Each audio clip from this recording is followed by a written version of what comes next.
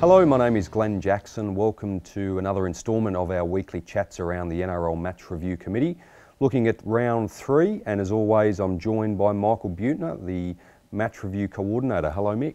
G'day Jacko, how are you? Good.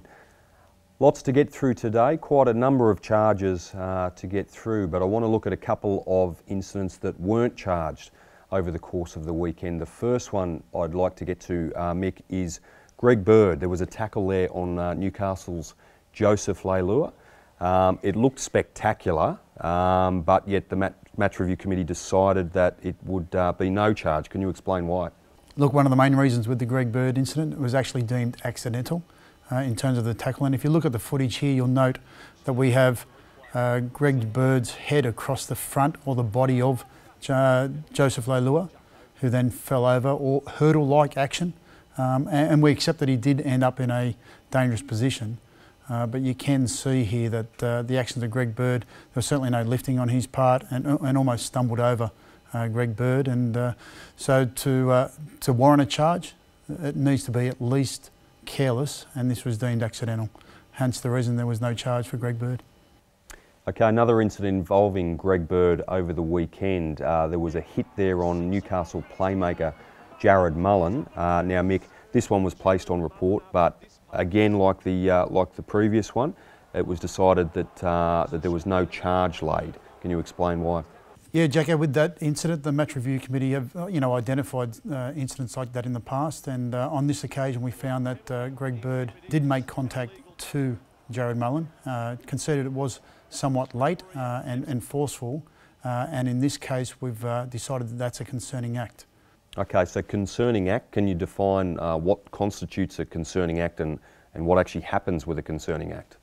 So when it comes with a concerning act, the incident is we provide footage to the club, that gets sent to the coaching staff, also with particulars of the Judiciary Code. So we outline exactly what the charge could have been, and then it's a follow-up call, a phone call from myself, who will identify to the club and ensure that that message is passed on to the player, just so they're made aware of the points that we are trying to raise with them.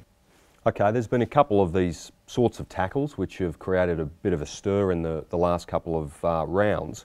Can you tell us, Mick, what's expected under these circumstances? We've got an example from the Storm game where we see Cameron Smith going to Jeff Robson. You can see him pull up, make minimal contact to Jeff Robson. So that's the sort of behaviour we would expect for players in this situation. Okay, as I said, there's been a lot of talk about these sorts of incidents and the playmakers being targeted. Have you noticed a trend in the game in the first couple of rounds of the competition? I wouldn't necessarily say it's a trend of ball players being targeted. What I do know is that players will go to the line. The defensive player, if given the opportunity and has the chance to pull out, then he's probably best to do so and not make that forceful contact on a player who's in a vulnerable position. The final one we'll look at is Dane Western on David Fifita. Mick, this one was a raised forearm, but there was no charge laid with this particular incident over the weekend. Yes, Jacko, so you can see the arm of Dane Western. It's certainly not extended away from the body, and it's in that what we refer to as that vertical or north-south direction as opposed to the horizontal. And that sort of is an indicator of like a bumping type protective mechanism, which a lot of ball players, or not ball players, but ball carriers will use as they go to defensive line. So we accept that there was some contact, definitely to the chest and to the lower head neck area, but certainly not careless on the part of Dane Western. Okay, well that's it for this week. I'd like to thank you, Mick, for your time as always for this show. And we'll see you next week with the next instalment of the Match Review Committee.